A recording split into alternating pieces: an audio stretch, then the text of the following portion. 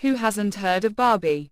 Ever since her creation by toy brand, Mattel in 1959, Barbie has become a staple in countless kids' playrooms, not just in her home country, the United States, but in many other places around the world.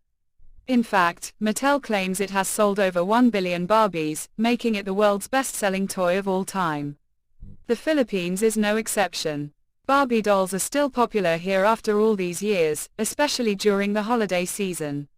But our country has a special relationship with the doll brand because Barbie herself used to be made right here.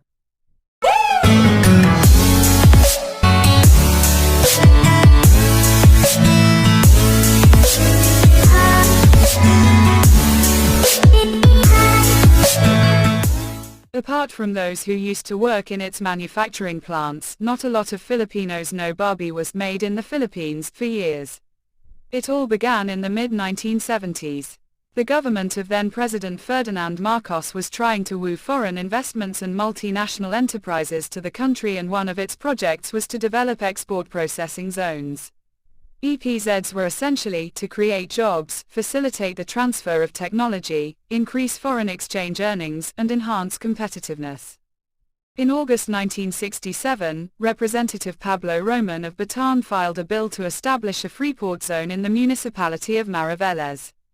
President Marcos signed the bill into law 2 years later, on June 21, 1969. This was the country's first freeport zone and eventually led to the creation of the Export Processing Zone Authority in Mariveles through a presidential decree in September 1972. In order to attract companies to do business in the zone, they were promised a host of incentives, including no municipal tax, no duty on import of resources for construction or manufacture, no duty on exports, carryover of net operating losses incurred in the first 5 years as deduction on income tax for the next 5 years, and accelerated depreciation of fixed assets. Over 100 multinational companies or locators soon set up shop in Bataan. One of those companies was Mattel. But in the 1970s, Mattel was hit with a series of setbacks, including a fire that destroyed its plant in Mexico and a shipyard strike in the Far East.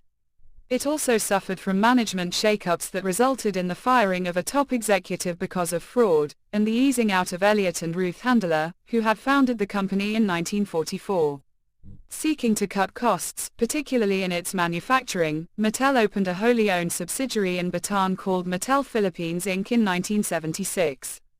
The manufacturing plant produced Barbie dolls and some of the dolls' clothes and accessories, which were then exported to different countries worldwide. Before we proceed, please subscribe and don't forget to click the notification bell down below and leave your comments and suggestions. In the beginning, Mattel's operations in the plant ran smoothly and the company seemed to have a good relationship with its workforce.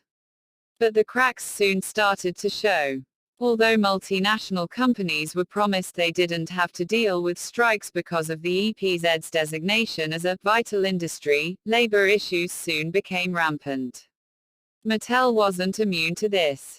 Mattel employees also joined workers from other companies in the EPZ, including those from Ford and Interasia Container Industries, in a large-scale protest on June 5, 1982.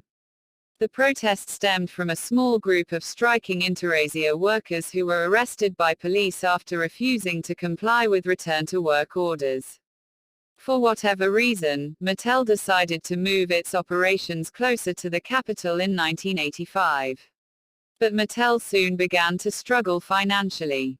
Many of the company's business acquisitions turned out to be unprofitable and had to be sold. Further, a big slump in video game sales in the early 1980s drove Mattel out of the video game business with a $394 million loss, putting the company on the edge of bankruptcy. By the end of January 1988, with workers still picketing, Mattel announced that it would shut down its Philippine operations altogether.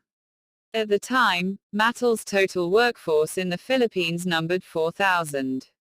Today, most of the Barbies are produced in manufacturing facilities in China, where Mattel says it adheres to strict quality control processes and safety protocols for its workers.